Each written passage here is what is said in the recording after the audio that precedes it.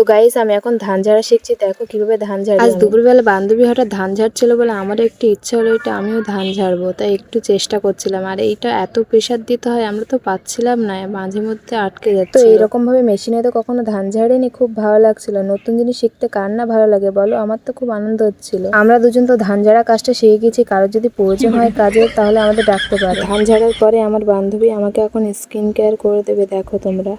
তো গাইজ এখন আমার বান্ধবী আমার ফেস প্যাক লাগিয়ে দিচ্ছে, দেখি কতটা সুন্দর হতে পারি আমি।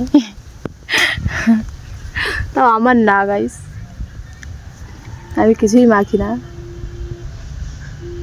দেখি আমার বান্ধবী একটু যত্ন নিচ্ছে আমার মুখের উপর, আমি তো যত্ন নিতে পারি না তাই।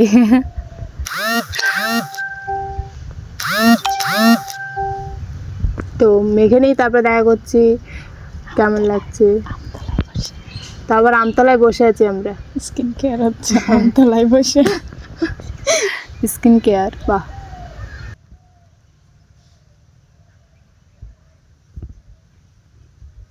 দেখ এবার চোখটা খুলে দেখ। তো গাইজ আমাকে কি সাজিয়ে দিয়েছে। তো এটা কতক্ষণ রাখতে হবে? 15 মিনিট। 15 মিনিট। 15 মিনিট পর যাই না দেখাতে পারবো কি। চেষ্টা করবো দেখানো। তারপরে এখন স্নান করতে যাবো 15 মিনিট পরে। ঠিক আছে, টাটা।